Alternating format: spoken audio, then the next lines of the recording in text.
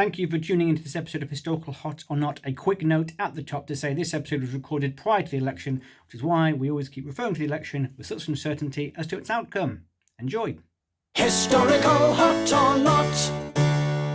Hello and welcome to Historical Hot or Not, the podcast that plays Shag, Marry, Kill with the greats of yesteryear. But this is a history podcast, so we call it No Betroth Smite. I am Aidan McCaffrey. I am not a historian. I am a comedian, and this is Catherine Mather, and I'm also not a historian, but I am a comedian, and we are horny for history. Today we're joined by a guest. Ooh la la! His name is CJ Hooper, and you are both comedian and historian, straddling that great divide. Hello. Hello. Thank you for having me on the show. Yes, yeah. I try and fill that particular niche of nerds in the world of comedy, in the desperate hope that Radio 4 hear me and love me. So that's why we're all here. In the hope that the Beeb. desperately trying to catch the attention of those middle-class comedy commissioners at the Beeb. Mm-hmm. Uncle Monkey. Yeah. I think I say cunt too much for their liking, really. It's the main problem. So, CJ, this is the first time we've met. How exactly does your comedy and history intertwine? Well, I took it on as a bit of a challenge when I used to do a bit of a double act with my good colleague, Ali Hancock. We had Hancock and Hooper's Excellent Adventure, where it was all sort of time travel based. She would talk about the future and I would talk about the past. And part of my challenge was that I would ask a member of the audience to give me an event in history, and I would then have to improvise a rhyming poem all about said event, and ideally try and make it funny as well, which is, depending on what kind of cunt you have in the audience, can be interesting. So yeah, we have had. We have had 9/11 and the birth of Hitler and the Irish Troubles all in the same show, which is tricky sometimes. Yeah. Was that just one edgelord on the front row trying to throw you off course? Yeah, it's always the same guy as well. His face changes, but it's always the same guy. Yeah. Was that in Luton by any chance? No, I always move very quickly through Luton. I try not to stop. Yeah, well, I'm very lucky. My day job is history related as well. So it's I got to give it a plug. I look after historic buildings in Milton Keynes, so I get to I get paid for having a nerdy hobby, which is quite nice. So, which buildings do you look after? In Milton Keynes, well, there are lots to choose from. I have a good hour-long PowerPoint presentation for just this subject. But I think it includes places like Bradwell Abbey, which is a lovely sort of 15th century monastic complex, which is just up the road from the Concrete Cows. And of course, we have Bletchley Park as well, which... Fucking love Bletchley Park. A fantastic place, yeah. Wonderful, yeah. And your ticket lasts a year if you go. This is a little plug for Bletchley Park. Your ticket lasts a year, so if you can't get around it all in one day, it's fine. Go back. And lots of new exhibitions on there as well as the National Computing Museum as well, which is on the same site. So yeah, nice. Get down there, kids. My favourite part of Bletchley Park was, and then I swear we'll start the podcast. Was they've got a little hut, and it's got the bit about the pigeons, and oh my god, I fell down such a rabbit hole. I had no idea how interesting pigeons were. They took German pigeons as prisoners of war. They had a team to shoot peregrine falcons and then breed peregrine falcons because Kath has been pitching these bloody pigeons as a subject for this podcast since literally episode 1. Like, Kath, they're pigeons. We cannot have sex with pigeons. I was just thinking, actually, we might have missed a trick. I know we've gone down the different rabbit hole for this, but we might need to include a certain code breaker as the subject of this show at some point. Mary of Exeter, of course, the pigeon who ended up with a broken neck coming back, and they made her a little neck brace. Yeah. This may be my own naivety here, but when you say historical buildings in Milton Keynes, I immediately thought, is that not an oxymoron? Because I always think of Milton Keynes as being a new constructed city, but I guess they actually did construct, most of it was new, I guess, after World War II, but there was something pre-existing there. Lots of villages and lots of historical areas around that, and one of which I intend to give a name drop during this show and in context with the show as well. Ooh. Well, there's a nice little tease for things coming forward. Yes. I'm a history tease. I read an interview with you on the comedy.co.uk in which you were asked what should be Britain's next national anthem. And do you remember what you said? Oh, crumbs. I do hope that I didn't say Jerusalem. Sort of informally, that feels like that is already a national anthem. No, you said the Diggers song. Oh, the Diggers song. Yes, of course. Yeah. No doubt. Yeah. Yeah. Do you want to explain what that is in case our listeners haven't heard of it? Yeah, the Diggers were a group of 17th century anarchists who were prevalent in the interregnum or the protectorate. They were kind of an offshoot of the Levellers. The band.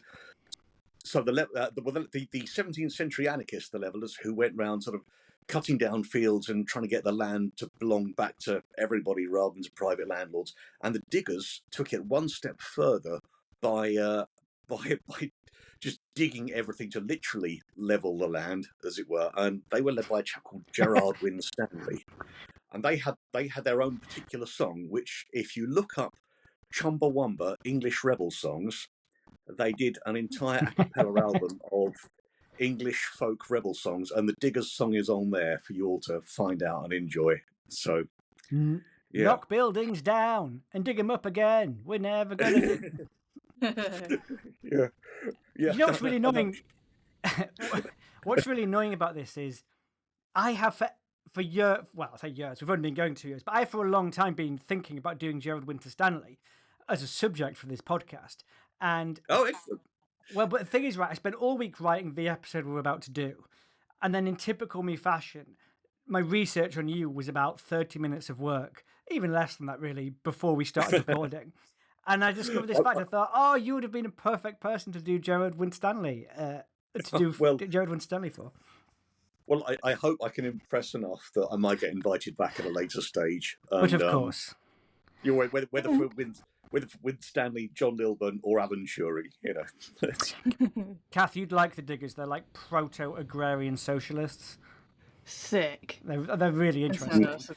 Also, yes. When you read about them, a fun thing that I discovered was, so the Diggers were originally called, they were before that the True Levelers, and before that they were the Levelers, right? The false levelers. Well, I love that they've got we've got the verified tick. No, but I thought it was funny because it reminded me of that bit in Spinal Tap, because I think there were another Levelers, which is why they changed their name. And it's just like that moment in Spinal Tap where they say, we started a band, they were called The Originals, but then we realised there was already a band called The Originals, so we became The New Originals. And then they became The Regulars. They changed their name back to The Regulars, and we thought, well, we could go back to The Originals, but what's the point? The Levelers and the True Levelers are basically the socialist 17th century equivalent of that. Kind of like the real IRA as well. Yeah. Oh, yeah. Well, no, we're the real one. I was going to go down the route of the Judeans People's Front and the People's Front of Judea, but you know. Fuck off, we're the People's Front of Judea, not the Judean People's Front. Of course, the real controversy, and I might be showing my age here, is when you had the Ghostbusters followed by the cartoon The Real Ghostbusters. So you look like exactly the kind of nerd that I don't need to explain to why that happened. Thank you. I don't actually know this one, but do go ahead. Yeah. There was actually a Ghostbusters cartoon or kids TV show that existed before the Ghostbusters that we know and love came into existence. It's as simple as that. So when they made the TV show, they had to call it the real Ghostbusters. Oh, crikey! Well, I've learned every day's a school day, and let no one say this podcast isn't educational. Which is also why the True Levelers called themselves that, because there was already a 17th century kids show called The Levelers, so they had to call themselves the True Levelers. So all full circle, people. Yeah. Shall we crack on with our subject today? Only after you, Kath, explain to our listeners how the bloody format works. Oh, I can do that, don't you worry. So, every episode we will pitch a potential suitor to one another from the eTrode dating app. The first thing we do is we take a little look at their profile picture and do a superficial assessment, objectify that son of a bitch. After that, we discuss their life and times, and at the end, we will decide whether we'll fuck them or not. If we will, they end up on the Bay Your Tap Thatistry, a very coveted place. If not, we will simply ghost them. So it's Aidan this episode who will be pitching a suitor to us. Shall we have a little look at their eTrode profile picture? Yes, if you both open your eTrode apps, I've sent you the profile of a lady. Her name is Boudica. She's almost certainly from Norfolk, and I have no fucking clue how old she is. No one does. It was proposed around AD 60 that she was kicking off. So Absolutely. Yeah. And she so the Romans invaded England around 41 AD, I believe, and she did remember the time before they entered. So I'm guessing, and also she's a queen of the local tribe, the Iceni. So I suspect that she's probably in her 30s at least, but she could be in her 40s potentially. Although from this picture, I think she looks fairly youthful. So yeah, from this photograph. Yeah, from this does look quite youthful. First century photograph. I always do that. I always say photo, not picture. What do we make of this? Would we bang her? What are we making of this image? In fact, CJ, would you like to describe the image to our listeners? She is portrayed as the warrior queen, as astride her chariot, red locks flowing dramatically in the wind, and waving a spear about like it's a toy. Yes, and she has an army of, well, I say an army. She's got a few men behind her who seem to be wearing no trousers, but all wearing blue jumpers. To be fair, Yes. If I had an army of men, I would insist that none of them are wearing trousers. No, you better Donald Duck it, mate. I want to get them dicks out. It really sends a message to the Romans, lads, if you got your wangs out. So whip them out, boys. I think she's clearly got a gang of followers. So we kind of need to chuck in our obligatory kind of references to, is she clearly some sort of influencer as well here? You know, yeah, a couple of 100,000 followers, all men, all waving dicks around like sort of ancient dick pics, you know, and yeah. Big time influencer. She is the Suze Campanile of first century AD. I think she's attractive. I like a redhead, present company excluded, and her eyes are quite sort of wide. I should actually say before we carry on, this image is, and you can see this image on your podcast app, people. There's a link to it if you can't see the image. This image is Boudica by Robert Havel and is an 1815 illustration that attempted to portray her in a historically accurate fashion in contrast to other 18th and 19th century artists who tried to paint her as a classical heroine. This sort of tried to go, no, what would she have actually looked like? And yeah, she's strong, but, you know, she's not... What's interesting, actually, is this is an image of a military leader, but she's not unfeminine, which might explain why she sort of is carried on as a sort of strong image of various things, including feminism. I'll mention later she was used as sort of an icon for the suffragette movement, and then also presented as a sort of goddess-type figure in Imperial Britain. And perhaps partly stems from the fact that she is visibly strong, but not unfeminine. Her hair goes, at least in this image, all the way down to her ass. Mm-hmm. I mean, they usually say waist length, but yeah, ass length hair. So, of course, she's from Norfolk, so it would probably be arse length, you know. Mm-hmm. Of course. I mean, in the image, it definitely goes past her sphincter. Well, that's all I'm saying. I'm just going on the historical evidence that we are being presented with. I mean, I like her rectal length hair. Lovely. I think, I mean, with this, it's a yeah, I think I would bang her, right? Mm-hmm. But my only concern, her head does look to be disproportionately small, but I assume that's just it because it's a shit drawing rather than, she had microcephaly, which is an abnormally Nice. small head. It's becoming a theme on this podcast. The last episode we recorded before this was the Geoffrey Chaucer episode, in which the image of him we had at hand had him with like a massive upper half and absolutely tiny legs that barely reached the belly of the horse he was sitting on. Well, I think I can explain the microcephaly and it's perceived such. Please Is that do. she's on the chariot and she's clearly riding at speed, so she's kind of leaning back, as she's going. So that it's just the head's just further away as she's riding along at sort of quite literally breakneck speed. It's, Oh, what a shit way to die as a warrior queen. You went a bit too fast on a horse. Imagine if that's how this story ended. And that's how that's how the criticism of women drivers started as well. It all stems from Boudica in 61 AD. what, some sort of suspicious chariot crash. Is that what we're suggesting? Yes. Look, women drivers cannot assess the width and size of the chariot they're riding. We all know this is a fact. Well, there's the whole myth of blades on the wheels as well. So you've got to judge that extra distance. Roman, go on. Sorry, Kath. Oh no, I was just going to say, would you then? Oh yeah, based solely on this information so far, would we? So I think Kath and I have both said we would. Would you be interested in this as a sexual prospect, CJ? Yeah, I mean, certainly going by my teenage years, I think she's certainly someone I would have nervously approached and stammered at in the hope of a quick wriggle, Yeah.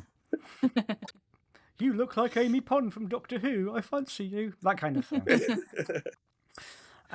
So Roman historian Cassius Dio described her a century after her death as in appearance most terrifying, in the glance of her eye most fierce, and her voice was harsh. A great mass of tawniest hair fell to her hips. Oh no, hang on a minute. Sorry, I'm reading Kath's Hinge profile. Sorry, that's... Hey, he also described her as very tall, wearing a large golden necklace, and she wore a tunic of diverse colours over which a thick mantle was fastened with a brooch. This was her invariable attire. Kath and CJ, how do you think you would be described in 100 years if there was no paintings or photographs left of you? Well, first thing, a bunch of diverse colours at that time. What colours do you reckon it was? It'd be like brown, slightly lighter brown, Yes. black, Yes. and grey. The yellow element from brown. What a diverse range of colours. She's not in fucking rainbows, is The she? colours are the bits of her clothes that are covered in shit and the bits of her clothes that are. That's the diverse range. What about you, CJ? Well, I think I've been described once to someone when meeting up with a friend who didn't know what I looked like. They were told to simply look out for a hobbit or someone who looks like a hobbit, and yeah, or that strange little guy that does comedy poetry. That was the other one, and yeah. Look for the guy who looks like he's about to throw the one true ring into Mount Doom, and you've got your man. I'm more the kind of guy that would have got there, then realised I'd put it down somewhere, couldn't remember where I'd left it. Perhaps it was still in the top drawer back home,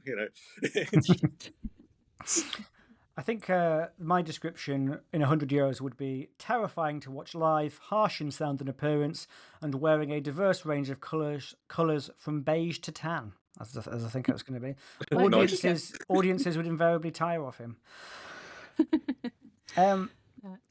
My descriptives are usually whenever someone has to try and find me. I work in quite a big open plan office for the day job. What? She has a day job? Yeah, the comedy is not as well paid as one would think.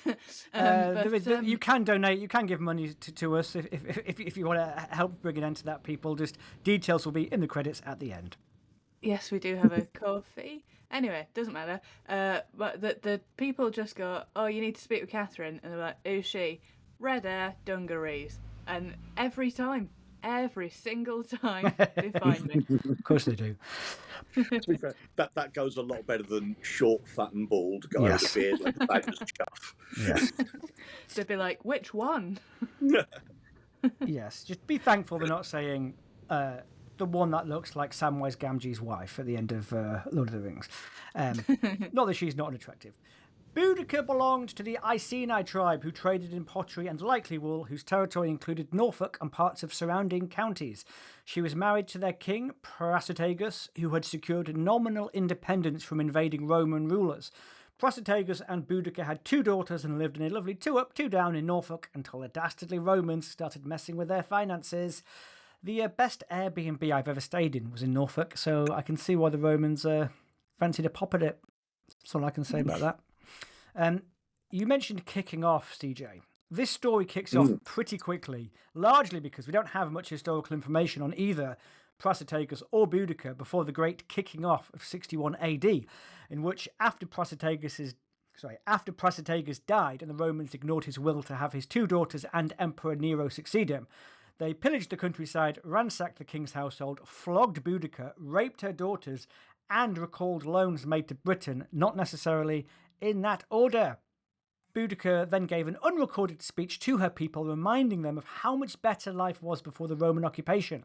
She also reportedly blamed herself for failing to have expelled the Romans like Britain did in the previous century. That's a good boss, isn't it? I like a boss who reflects on their own failures and doesn't just blame it on you. Do you know what I mean? But also, that's not a way to win people over, is it? Oh man, I'm so sorry your dad's dead. Anyway, gonna rape you and your sister. Flog your mum. She's too old. We're not interested in her. She's not fit anymore. And I guess we're just gonna ruin everything. We cool? That's why we're not cool. Yeah. That's why Sunak's campaign is currently going so badly, isn't it? Because he's done all those things, and he expects that we should vote him back in, despite it.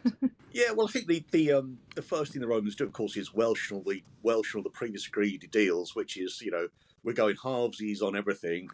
Actually, no, we're going to have a lot now. It's not without it's the whiff of misogyny kicking off here as well.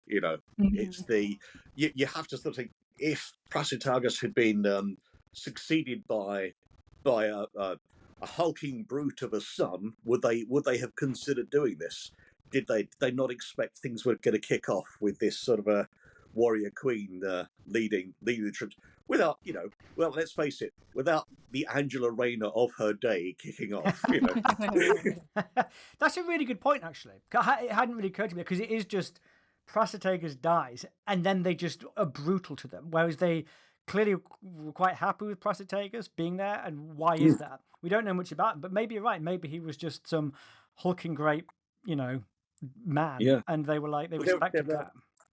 There were There's other no way I'm getting my cock in his bumhole. We'll leave him be. Yeah. there are other sort of Romano-British kings who get by for some time. There's a chap called King Cogidubnus who had the palace down at Fishbourne, who, according to the GCSE Cambridge Latin course, got on quite nicely with the Romans, and they just kind of left him alone so long as he looked like them, spoke like them, did what they told him to, and all that kind of thing. Interesting. So maybe there is something in the gender aspect. Why did they suddenly turn on them? Well, I think in the case of Cogidubnus, he rolled over and took it, baby. Whereas, as we were about to discover, Boudica was not willing to do that.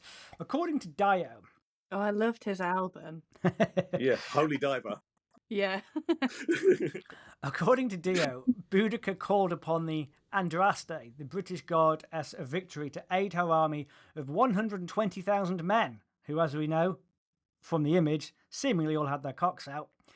This army went on to attack Camulodunum, Londinium, and Verulamium. Pop quiz, CJ and Catherine. Do you know the modern names for these 3 places? Camulodunum? Yes, I do. So CJ, where is Camulodunum? Camulodunum is Colchester, Londinium is London, and Verulamium is St Albans. So yeah, Verulamium, I think it's near St Albans, isn't it? I'm not sure if it literally is, but it's close enough. The Roman amphitheatre is just on the outside. Yes. So yeah. You are correct. Quick pop quiz. Sorry, Pop quiz for you there. Well, let me do the corrections. Camulodunum, you're right, it's Colchester. Londinium isn't London, though. It's a Redcar. So you only got 2 out of 3 there. Referee. Yeah. No, you are, of course, correct. 100% to CJ. What's your question? Well, if you could tell me where Venta Icenorum is. Oh, God. No. You are exposing the part of us that are actually comedians, not historians. Tell us, I'm, CJ. I'm just trying to earn my keep. That's all. Well, it was where Boudica and Prasutagus had set up home. So it gives you a region for a bit of a guess. Oh, So Norfolk. yeah. Well, actually, it's referred to as Caister St Edmunds, Ah. which is near Bury St Edmunds, which is a punchline for another joke, I think. No, so where Prasutagus and Boudica kicked off, that's the Green King Brewery just kicking off there. So lots of brewing in the area, lots of boozing up in the area. How are they not surprised that it all kicked off? It was a tinderbox waiting to blow up. Boudica and her forces vastly outnumbered and overwhelmed the immediate response of 200 Roman auxiliaries from London. I have wondered, whenever I think of Boudica, I always think, why is there not a big, really good film about Boudica? It just feels like someone would have done it by now, because it just feels so enticing as a story. But actually, at least a lot of this element of the story isn't. It's not like the 300 or some, tiny David versus a mighty Goliath at this point. Although the Roman Empire is huge, they are just massively overwhelming. What is, at least locally, a much smaller story. It's not an underdog story. It's an overdog story. It's an XL bully ripping apart a vole, and no one wants to see that. Well, you may come on to mention this later on, so I'm going to mention Anglesey at this point. Please do. So Paulinus Suetonius, the Roman governor, with all of his troops at the time, were busy on Ynys Môn, the island of Anglesey, wiping out the Druids. So most of the Roman soldiers in Britain at the time were in North Wales, having a really far. having a bit of a bloody rubbish holiday, quite literally bloody. And whereas most of the troops left back in sort of Camalodunum and Londinium were largely auxiliaries or veterans that were left over, so they were a bit crap. But Paulinus, as we go on, sorry. It's basically they're fighting Dad's army at this stage. Or the aging uncles and dads who weren't included in the primary fighting force. Well, just to go on to why no film's been made, I would like to put forward our good old friend of the podcast, misogyny. Well, yes. I honestly, if you look at, for example, Oskar Schindler and Irina Sendler, they were very much the same thing. It's just that one is a bloke, and it's, well, we'll make the film about him then. Or, I have a feeling that you probably was Braveheart, similar vibe that got made. Yeah. I think that I think Spartacus, it is that Ben-Hur. films. Loads. Films are sold as a man thing, aren't they? Which is mental because it's a fucking film. If you look at it as a whole genre, obviously not Barbie, and there are things, but yeah, it's like films are masculine. I suppose for battle stuff. Yeah, it's seen as being for a male audience. So even though when you do release an action film about a woman, like say Wonder Woman, it does insane business because the demand for it is just been so bottled up. Well, I'm glad you brought up Wonder Woman because I thought that I did not like films like war films, and I could just never get on board with the superhero films. And then I watched Wonder Woman and I was like, this is fucking awesome. And I was like, oh, it's because it's a female main character. I can you can connect with it. I can connect with her. Whereas, if it's a film about Boudica for men, well, the representation of a man is the person who's raping her kids, and they'd be like, "Oh no, that's not me," and you couldn't. Yeah, watch for a second. I'm so sorry, CJ. I keep talking over you. No, sorry. Yeah, I realised I was just about to butt in like a typical man, and realised, the irony. Just do it. I talk over all the time. It's absolutely fine. Well, and you know what? I'm going to mansplain as well now, just to make my life worse. Because you know what they would do to a film about Boudica is they'd have to put in a love interest for her, who would be equally as tough and who would probably be a Roman that she would have mixed feelings for, just to show that violence isn't the answer, kids. Yeah, and she'd have to be hot and fighting in a fucking bikini. Yeah. And as we were about to discover, violence, at least as far as Boudica is concerned, is very much the solution to quite a lot of problems. My favourite thing in the Wonder Woman film is how they depict World War I era London. and it's just absolutely fucking shite. It's just smoggy and horrible. Welcome to jolly old London. It's hideous. Yeah, it's not for everybody. No From romanticism. London now. Well, that's true, yeah. So, I was just thinking, actually, given that this is a sort of, given the nature of this sort of dating podcast that we have, a love interest for Boudica. I mean, how could that really be done in that sort of context and yet still maintain the Boudica? And how would you describe Boudica's love interest? So we've said it would have to be someone hot, someone muscled, someone probably glistening with sweat, somebody that my old Latin teacher would probably be sort of quite sort of hot under the collar about, you know. someone And with... I should say, I didn't go to any kind of posh school. There was a small group of us. If we gave the right excuses, could do Latin instead of doing games lessons. And I told them, I told them I wanted to be a priest or an archaeologist, and that worked. So. Nice. I think her type would be blue jumper, no trousers. We already know. Also, it would be so crude if you did make a film and did try and give her a post-Prasatagus love interest, because all the events we're describing happen immediately after, one, her husband is killed, and two, her daughters are both raped. The idea that in this very short space of time story, you would find time for her to have a fling with one of her own generals or some, Roman leader would be absolutely ludicrous. Anyway.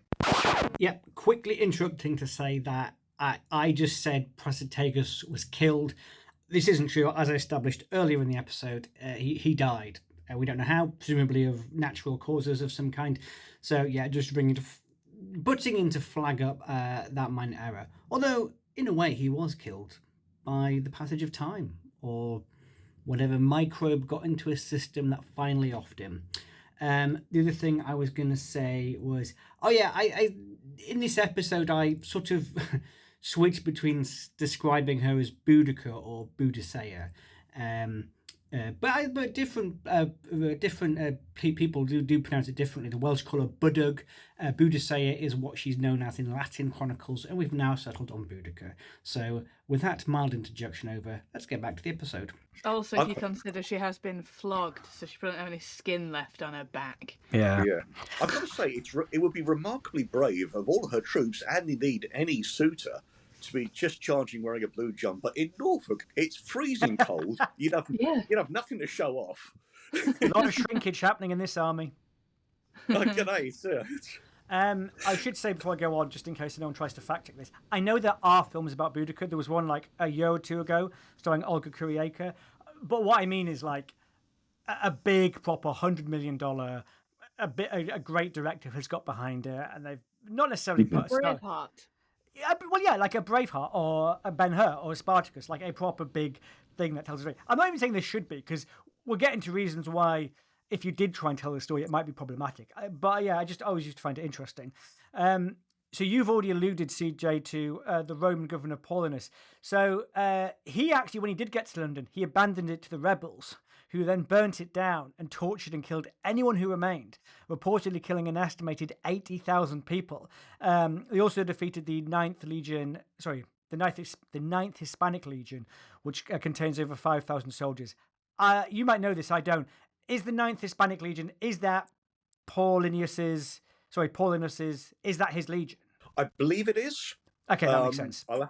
I shall give my usual answer, which is, I'll come back to you on that one. I've put it in the same paragraph, so it probably just didn't make it clear to myself. Yep. She's killed 80,000 people. How are we feeling about her being hot? Because before this episode, my feeling on her was first century girl boss. But now I'm thinking she's got more blood on her hands than an Egyptian open swimmer during the first plague, and I'm not sure how I feel about it.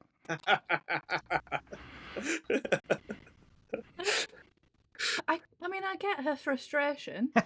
I don't know why that's funny. I can see why. I mean, there's been days where I've been like, I could torture and kill 80,000. We've all had it. Londoners as well. We're talking 80,000. Oh my, yeah. Londoners. I've had that on one tube journey. Yeah. If you don't put your phone away whilst walking through these fucking tunnels, mate, I will If you push me Torture you into and the your back of family. this sweating, shirtless man one more time, I'm even more annoyed with you pushing me into him than him not even wearing a shirt. I'm livid. Yeah. So we've all had bad days, is what we're saying. You know, we've all been there. You know, I'm to be fair, if you'd seen me trying to sort out my microphone and laptop and high tech before this podcast, you would not have seen this genial, happy man before. You'd have seen a man prepared to slaughter Romans. I'll give you some more context on these killings, what she done. According to Dio, noble women had their breasts cut off, sewn to their mouths, before being placed on spikes while the rebels desecrated sacred spaces with sacrifices, banquets, and wanton behaviour. That sounds like it'd take a long time, doesn't it? I always think that with these weird torture things. We're going to cut your balls off, we're going to put them in your mouth, we're going to sew your mouth shut. How much time do you have? Yeah, Imagine well, it's 80,000 people to do a double mastectomy, and then they'd be all floppy and shit, wouldn't they? Because people like to think that a tit would remain round, but it wouldn't, especially they're not wearing bras, so they've had no support. So... you know Is it what? just the skin that you're doing to the mouth? I can't believe people still complain about waiting lists. Right. Just get Boudica. Also, how much can you imagine how much string you would need to be doing that kind of sewing? Well, to be fair, they probably used like hair or something, you know, or you know, and the thing is, it might have taken a while. It didn't take a long time to give the order, did it? No. I think she probably gave some sort of Tucker-esque kind of expletive, you know, which someone then went and took literally, you know, which is a problem in politics. And what shall we do with the noble women? Sew their tits to their mouths. Why don't you just eat your own balls and fuck off, you know? Oh, that's an idea. no. Get the knives out, lads. And everyone's like, you heard what she said. Come on, you know.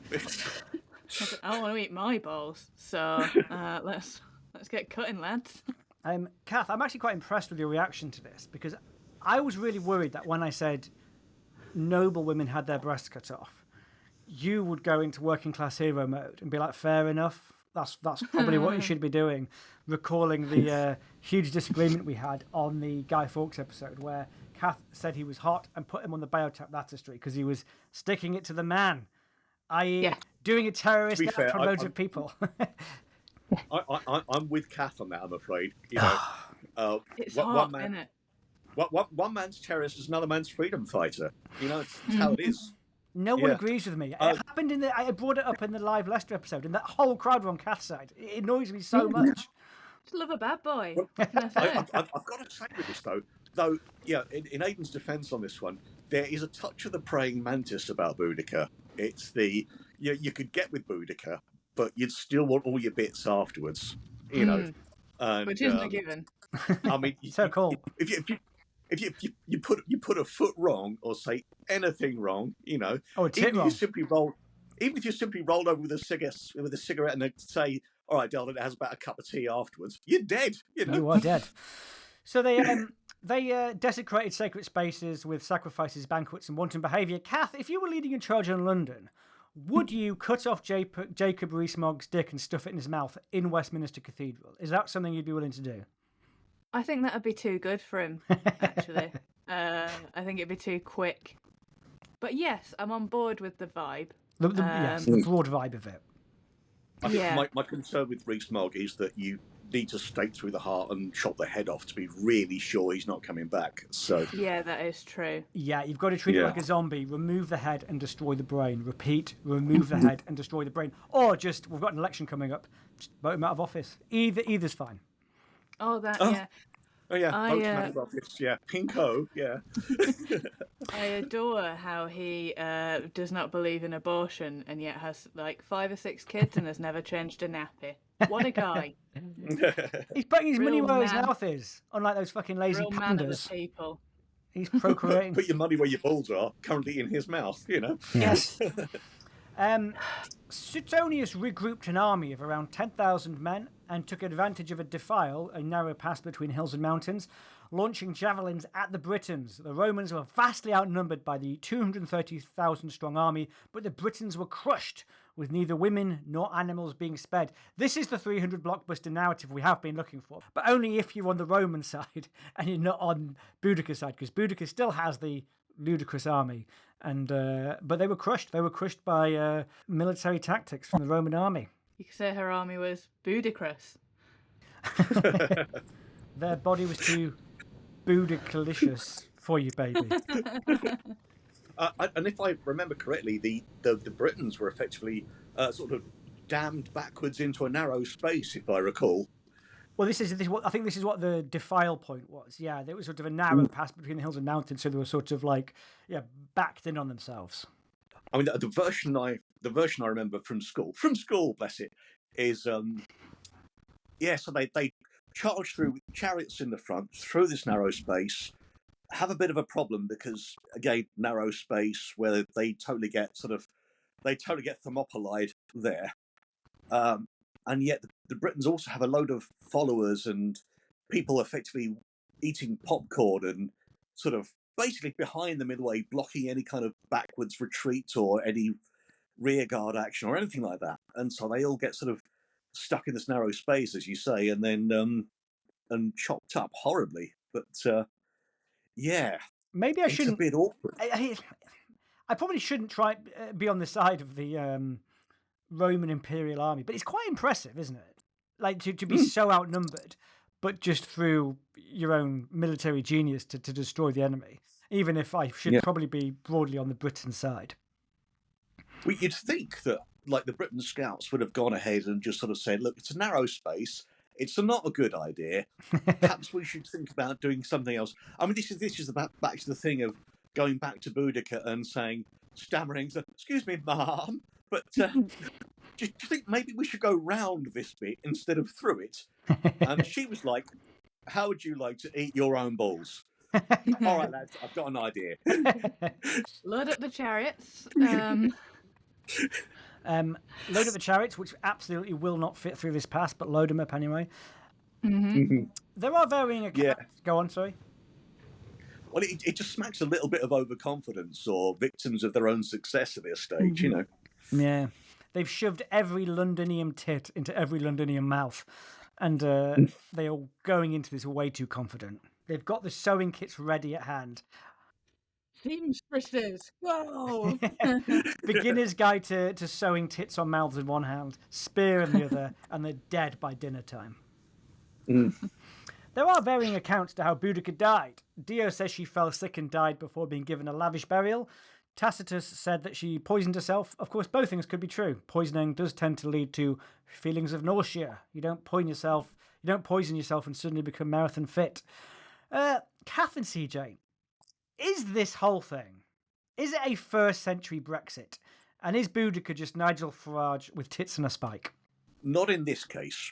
Why? Because the invaders in this case are hostile invaders, not people that we have welcomed over to join us and work in our country and actually help a flagging country that's suffering after World War II. There's none of this horrible thing where people are invited over to help rebuild country and yet dodgy right wingers are still trying to kick them out. This is a hostile takeover. This one, and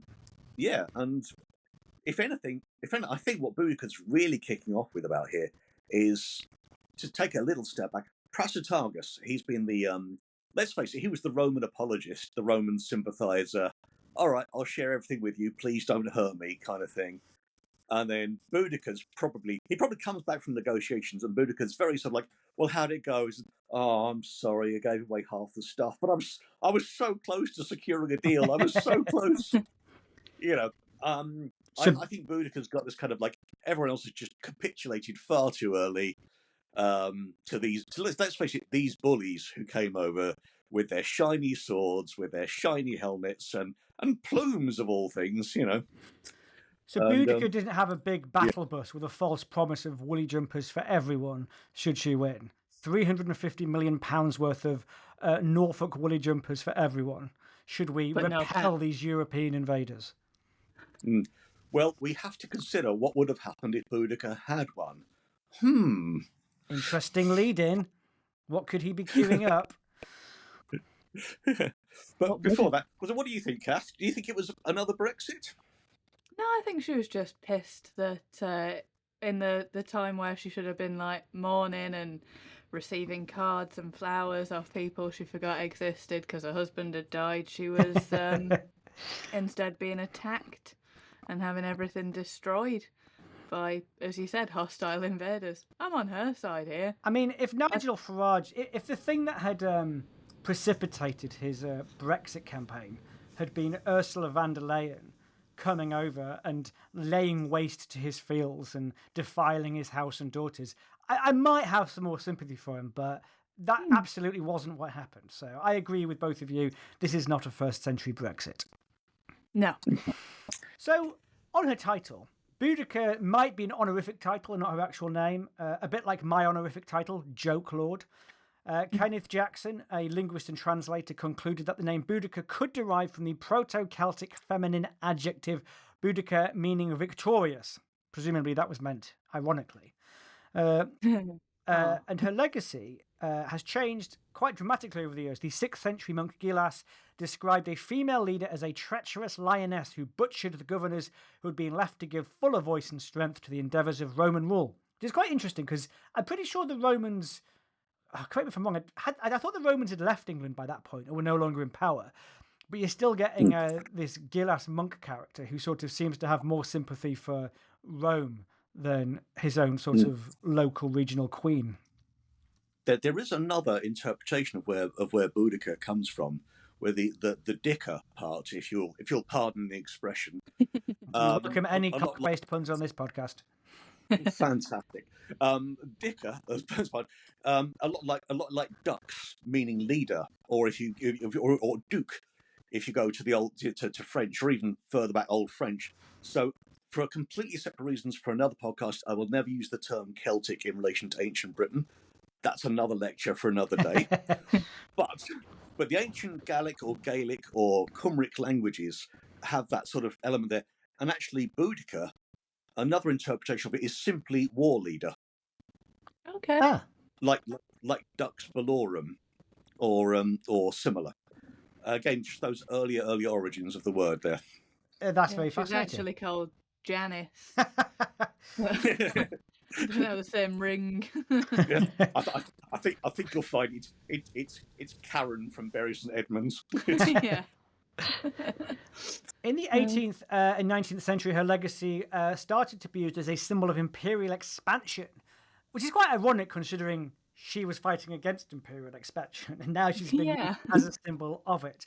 And this helped make her a British cultural icon. Tennyson's poem Boudica from 1859 depicted her as a violent, bloodthirsty warrior. Francis Barker's poem of the same name projected patriotic and Christian themes. Thomas Thornycroft created the statue Boudica and her daughters, which depicts the 3 women in a war chariot being pulled by 2 horses, both of which were modelled on horses lent to Thornycroft by none other than Prince Albert. It was completed by 1885 and as of 1902 has been positioned on the Victoria Embankment next to Westminster Bridge. And finally, as I alluded to earlier, the suffragettes adopted Boudica as a symbol in their campaign for women's suffrage, often carrying a Boudica banner on marches. There we go. Indeed. I will say, in different points in history, she's had all this big cultural relevance. It feels to me now that she doesn't have that much cultural relevance. And I was wondering if it's because, say if you're on the left like us, there is like an urge to sort of make her a feminist icon, or you kind of want that to happen. But when you look into it, so much of it is tied up with patriotism, which is often like a bit of a problem on the left or something that we're uncomfortable with. And she's so brutal. She's literally cutting tits off and sewing them into mouths. That maybe it feels like it's sort of a bit hard to sort of get behind her as some cultural icon. I don't know. What do you two reckon? Kath, after you. I don't know really. I guess. Do you reckon some of it is again that we remember the men of history before the women? And you know, if you look at the people who have taken her on, it's the suffragettes. Well, they weren't really taken seriously, were they, at the time? It was their movement was seen as, you know, violent, and perhaps it's that.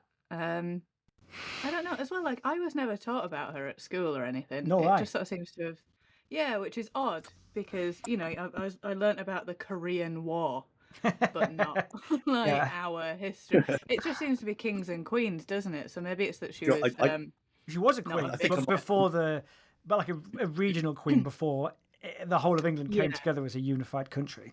Yeah, sorry, I'm talking like Tudors and Yes, of course. Stuarts and shit. I think I might be showing my age here because we had Boudica at first year senior school, and I don't know what first year senior school is in new money. I'm afraid, but Would it be year 7? okay, Maybe. yeah. First year of secondary, But, I think. yeah, but there is something with Boudica though that she wasn't invading or conquering territories. She wasn't all the other tribes like the Trinovantes or the Catavalorni. All the other tribes were joining her, but she wasn't ruling them as well. She was just that sort of army leader, and other people were sort of flocking to her. But she wasn't looking to take over Britain or anything like that. She was just looking to get rid of the Romans. So she doesn't have that imperial slant of anything like that going on. It's just the you lot get out. Yeah. So that was very nearly Peggy Mitchell, wasn't it? Get out of my country. Go on, get out. That's my name above the door. Get out of my pub. Yeah. So in a way, But what you're saying is these other tribes who joined her but weren't ruled by her. It was a bit like Northeastern voters in 2019 voting for the Tories because of Brexit, but then seemingly, depending on the result of the next election, immediately swinging back to their sort of standard Labour position. Maybe, I don't know. I'm freestyling. we sort of hope. We sort provided of. Provided Labour could remember to be left wing for the next 4 or 5 years, that'd be lovely. Chance to be a fine thing. The sources for this episode: Britannica.com, Boudica by T.W. Potter, The Land of Boudica by John A. Davis, Boudica's Odyssey in Early Modern England by Samantha Frenaye Hutchins. Despite how ancient Boudica's story is, there are lots of historical sources mentioning her. Gnaeus Julius Agricola served as a tribune in Britain during this period, and his son-in-law Tacitus, who we've mentioned, wrote about the Boudican revolt in his book Annals. Classical works such as the aforementioned Agricola, written circa 98 Common Era, Lives of the Caesars 121 Common Era, and Empire circa 202 to 235 Common Era all mention her.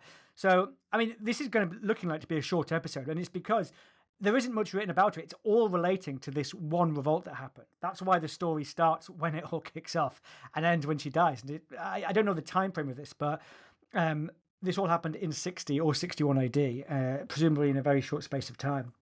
It was lost to the annals of history. Lost to the annals of history. Annals. Hey! In my research, I also came across a YouTube page called The French Whisperer ASMR, who describes the history of the 9th Hispanic Legion, the Legion Boudica defeated, in a low, husky tone for people who like the hairs on the back of their neck to be fully erect at all times. So, no betrothed smite on Boudica. Where do we stand? Is she getting on the Bayotap baptistry? Let's start with you, CJ. I don't think, if she wanted to, I don't think I'd have a choice. She is the Rhea Ripley of her time, and that is the only popular cultural wrestling reference I could possibly make. Although played by Joan Sims in Doctor Who, if she wanted it, she'd get it, I'm afraid. I don't think I'd have a say in the matter. But would you want it? Well, maybe. Do you want to shut the door and then your partner can't hear and then answer? Oh, she'll listen to me. I'm in trouble, whatever happens. I mean, if your kink is making love to a beautiful redhead and then having your balls stuffed in your mouth afterwards, then this is the chick for you. Yeah. Kath, would you bang Boudica? Yes. She's sticking it to the nobles of London, and you're on board. Yeah, she is. I like a strong, independent woman. She doesn't take shit.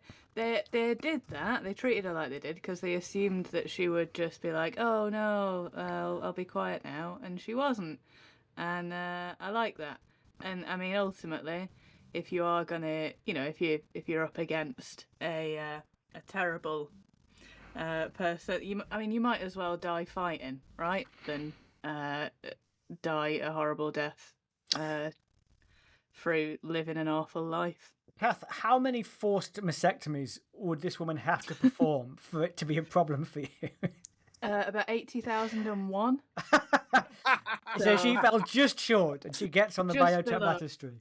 Yeah, exactly. Would you, Aidan? No, I mean, she's my type. I genuinely think she's very attractive. I mean, presuming these descriptions are correct. As I say, she sort of looks like Amy Pond with the spear. I'm all for that. Big fan of Karen Gillan. But she is just too slaughterly. I'm afraid. Go on. I'm afraid. So I've interrupted. That was so rude of me. I do apologise. Do not worry. In terms of, you mentioned Doctor Who assistants when we've got Catherine Tate right there. Yes. Yes. Also, that's your Boudica, my friend. Also, Yes. redhead. Yes. Yeah, but Catherine Tate, I like her as an actress, but like if you were casting one of them to play Boudica, because we've seen Gillan do brooding, massacre-y, killing Nebula in the Guardians of the Galaxy films, feels like maybe she could play it better. Whereas Catherine Tate is great, but like I don't know, maybe it's because she comes more from a comedy background. It's hard for me to imagine her in the sort of Celtic attire, sewing an areola to someone's tongue. I don't know. But the thing, I think the thing for me is if she'd have just gone and done the whole tit sewing, just cause I wouldn't be up for that. But she did have a reason. It was retaliate. Like she didn't like. I mean, I was gonna say she didn't want to. She did want to because she did it. But you know, like it wasn't her. If they'd have just left her the fuck alone, then. Well, I think the reason I'm saying no is because I don't have enough information on whose tit she's sewing to what. Like, is she sewing the genitals of? Well, yeah, true. But is that they kill 80,000 people? I don't believe there's 80,000 of these people. 80,000 people are all noble people, which is why I think surely she must have slaughtered a lot of innocent people, which is why I'm sort of reluctant to bang her. Yeah. That's fair. The death of innocence is a bit of a quim closer, isn't it? Mind you, it's their political choice to join the army and invade another country, you know. Mm-hmm.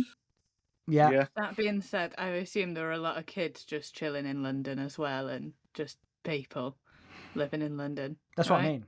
So are you changing your mind, Yeah. or are you still banging Boudica? Oh no, I'm still banging her. I'm just saying, you know. Fair enough.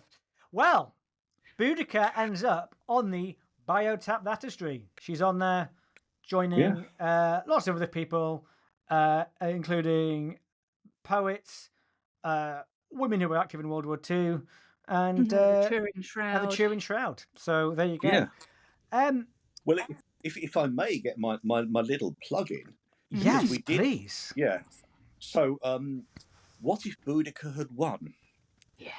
Now, this was. I have here the poem on this very subject, which was, I have to say, was originally improvised and recorded, and now written down as a supplement to my show. Did I mention that? My show. Yeah. It's An Edinburgh show? It's an Edinburgh show. It's called Impro Poet Presents What If History. Yeah. So you, the audience, give me an event in history with a twist, and then I have to improvise a poem all about that, and ideally make it funny as well. And we start from prehistory and go through to modern day. And one of the ones I've previously been given is What If Boudica Had Won? What if she had won? If I may? Yes, of course. Yeah, don't get too excited, Kath. It's not always a happy ending. Okay. The widow queen of Prasutagus and warrior maid of the Iceni had thrashed the Romans out of Pridwain and of all of Britain became queenie. Though sadly this wasn't quite so neat, as before Rome there was another elite, for the Druids controlled the written word, and of Boudica's strength little was heard. The men in white claimed that she was a distraction, and the Druids led to Roman extraction. Sending the tin heads back to their homes, there was little praise for Boudica versus Rome. Thus empowered, the Druids moved on from their island home on Inismon. To prevent Boudica from becoming all a pester, they kept her entrenched in Colchester. Camalodunum was her house arrest, queen in name at best. Such it was that Britain became controlled by a religion with a bloody name. think on. I think that's very good for an improvised poem. Yeah. It rhymes. Thank you. Yeah. That's all I need. That's all I need. Well, the ones that make it into the book are the ones that work. The ones that don't work, you'll never hear again. No, I think it's. Oh, well, I heard you had a 100% hit rate, so. If she had got rid of the Romans, we'd end up with this weird religion of bearded men in robes and hoods doing honor killings and honor sacrifices, controlling the country. You know, and So was I right to be on the Roman side? I think it probably works out for the best. I think Doctor Who would tell us this is a fixed point in time, and probably can't be changed. And if you do want to go down the nerdy rabbit hole, there is a Doctor Who audio story called The Wrath of the ICD, starring Tom Baker and Louisa Jameson and Boudica, where they get involved in this very sequence of events and the various discussions. They make Aidan's point very well on this one, which is, you know, she starts out lovely, she ends up a bit extreme. Yeah. And it always happens, doesn't it? Kath's been slowly going that way over the course of the 30 episodes we've recorded. Louisa Jameson, my favourite. Speaking of hot tribeswomen, about as hot as it gets in a 1970s Doctor Who appearance. Leela of the Sever team. Aidan, would you? Oh, without doubt. That would be a good bonus bang, actually. Speaking of bonus bangs, so I mentioned earlier the episode about the Turin Shroud. If you go to the feed, you can't see it on the feed, can you? Because it's not there, because we've hidden all the bonus bangs in a subscriber feed, which is exceptionally cheap. It's only £2 a month, and there's at least 6 or 7 episodes in there now. Pay it, and if you pay it monthly, we will start releasing extra bonus bang content into that. And I think it's funny. They're like proper episodes. It's not like, oh, here's 10 minutes. They're like proper 30-minute long things where we get into it. It's a bit more whimsical because we'll discuss, like, would we bang this fictional character? Would we bang the Turin Shroud? But it's good stuff in my view. So please go there and do that. CJ, thank you very much for coming on this episode. Do you have anything to promote beyond your Edinburgh show? Well, as I say, the Edinburgh show, but also I have there's a thing called the Innsmouth Literary Festival for any fans of Lovecraftian or weird fictional horror, which takes place in Bedford at the end of September. So if you look up the Innsmouth Literary Festival or the Innsmouth Book Club podcast as well, they deserve a shout out, if I may. I'm performing my show. They're called Urban Horror Fairy Tales in their Innsmouth After Dark evening. Nice. A lot like the What If History show, but this is fairy tales and how things could have gone differently or changed there, which is much more messy, and every poem is canon with itself. So whatever you give me in the first poem affects what happens in the second one, and so on until the end. And for the person who suggested Rapunzel at Grenfell Tower, don't do it again. Oh my God, what is wrong with people? This is what you were mentioning earlier. I can't remember if it was in the record up just before we started about there's always an edgelord in the audience who tries to steer you to 9/11 or something horrendous. Yeah. Well, again, as part of the show, you do get to hear what if the Nazis had won World War II, which isn't a funny poem, and but some things are tricky to joke about. To be fair, but that is a rich vein of alternative history. It's like the big one, isn't it? Isn't Fatherland by Robert Harris about that? And the man in the is it the Man in the High Castle? That's a book and TV show. Yeah, that's the one. Yeah. Yeah. I saw it too. Yeah. Well, in this particular version, the reason the Germans win is because America takes their side. Ooh. So if you could imagine an America where minorities are beaten at will by the police with no comeback whatsoever, and you've got some sort of despot lunatic in charge who's, it's totally unlike America now. I don't buy it. It's about as plausible as Tolkien. Yeah, and that's how satire is done. Well done. That's the satire, Simon. That's just been set up. Thank you very much for having me on. Thank you very much for having me on the podcast. I've been been a big fan, so I've been really chuffed to be asked on it. So We genuinely Aw. thank you appreciate very it. much. I've enjoyed. And Yeah, if you could edit it so I don't talk so much, that'd be lovely. And you thought the perfect amount. This is great. You've been succinct and entertaining. Thank you very much, CJ. Yeah, thank you for having me. thank You're you. both wonderful, and I look forward to catching up with you all in person soon as well, if I may. Absolutely. Yes, absolutely. What are your social media handles? Just one last thing so people can find you. Instagram at CJ Hooperman, Mm. and Facebook you can find CJ Hooper, improv poet / comedian. Fantastic. Lovely. And I'm on Twitter somewhere as well, but Twitter's a mess. So Oh, I it's don't just go a big there. hellhole, isn't it? Yeah. I'm at Kath Math Comedy. If you want to look me up, I make videos and put them out on YouTube every day with fun and interesting facts. I'm not putting much out right now, apart from clips for these episodes. But keep watching. I might put some more stand-up on there or something else. And feel free to listen. Yeah. And we are also on YouTube as well, at Hot Not Pod. Go over onto YouTube and give us a little subscribe, and then we can start making more things and putting more things out. As of this sort of mini season of episodes, we are now putting the videos online. We've always been on YouTube, but they have just been the audio with like an image. But now the actual video of us talking will be on there. So if you want to look at our beautiful faces, please do that. Well, in that case,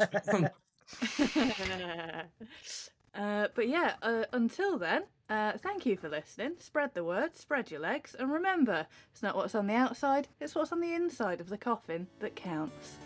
Bye. bye. Thank you. You have been listening to Historical Hot or Not with me, Catherine Mather, and Aidan McCaffrey. Theme song by David Eagle, and our logo is by Richard Todd. You can head over to co-b.com/hotnotpod.